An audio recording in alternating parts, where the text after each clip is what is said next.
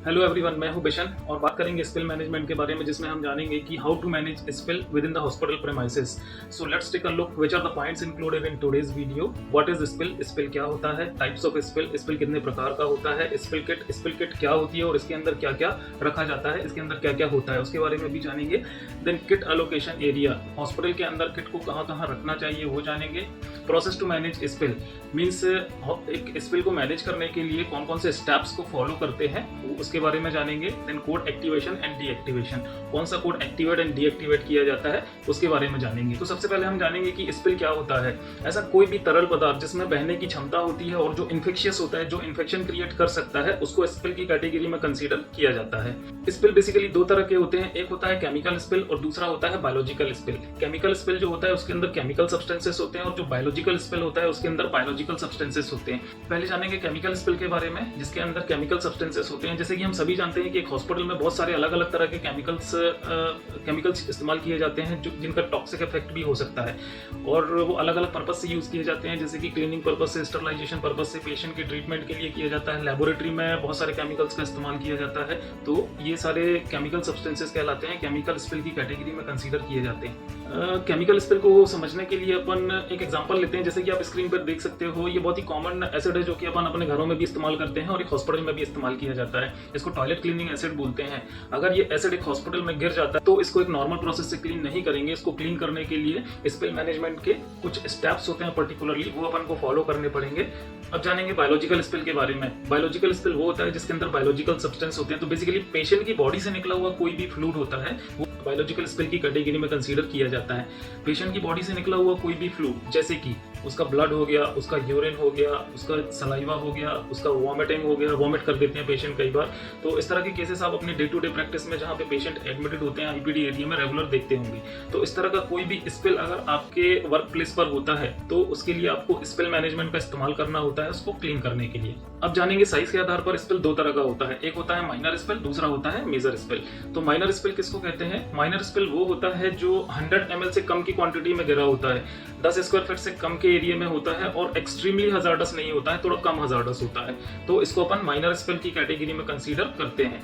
और major spill क्या होता है? मेजर स्पिल 100 ml से ज्यादा की क्वांटिटी का गिरा होता है, 10 स्क्वायर फीट से ज्यादा के एरिया में फैला हुआ होता है और एक्सट्रीमली हजार्डस होता है, उसको अपन मेजर स्पिल की कैटेगरी में कंसीडर करते हैं। तो बेसिकली ऐसे होता है कि इसको अपन मेजरमेंट तो नहीं करते हैं, मापते नहीं है इसका कि कहीं पर गिर गया तो अपन उसको पहले क्वांटिफाई करें कि 100 ml से कम की क्वांटिटी का है या ज्यादा की क्वांटिटी का है, या फिर 10 स्क्वायर फीट से ज्यादा के एरिया में फैला है, कम एरिया में फैला है। ये सब मेजरमेंट नहीं किए जाते हैं।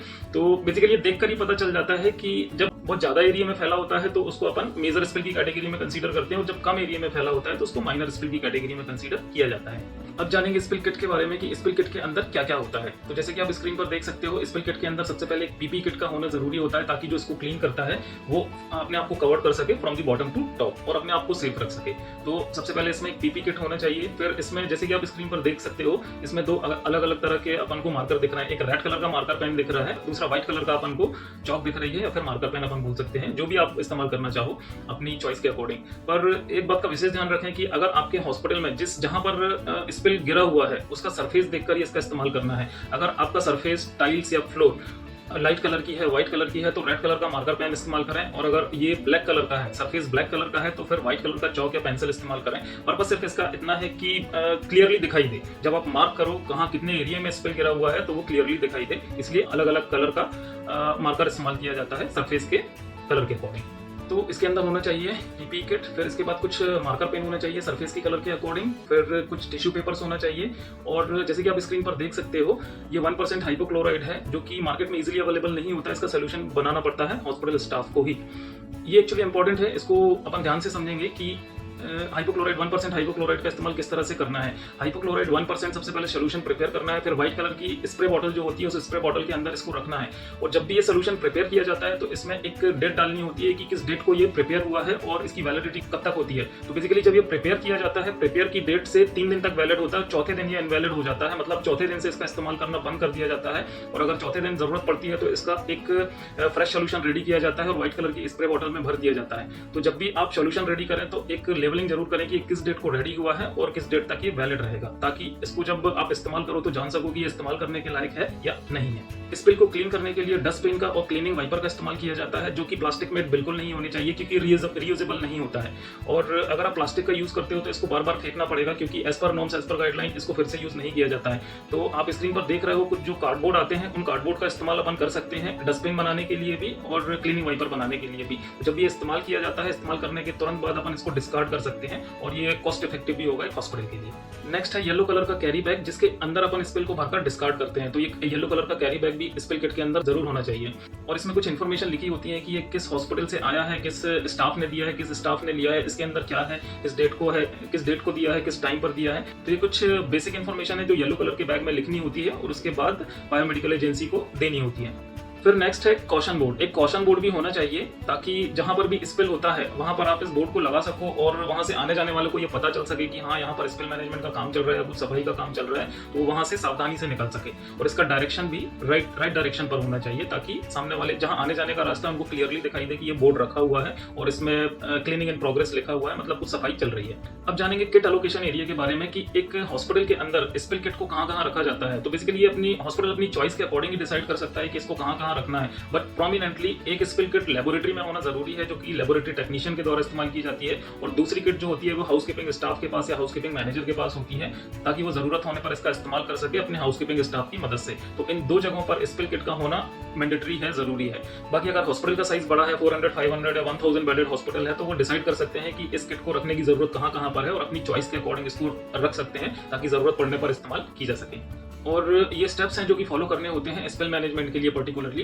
एट द लास्ट हम ये जानेंगे कि स्पिल मैनेजमेंट के लिए ऑरेंज कोड का इस्तेमाल किया जाता है और इसको एक्टिवेट करने के लिए orange code activation in so and so area announce किया जाता है, ताकि हाउसकीपिंग स्टाफ के पास तक ये इन्फॉर्मेशन पहुंच सके और वो पर्टिकुलर प्लेस पर स्पिल मैनेजमेंट की किट लेकर पहुंच सकें और स्पिल मैनेजमेंट कर सकें।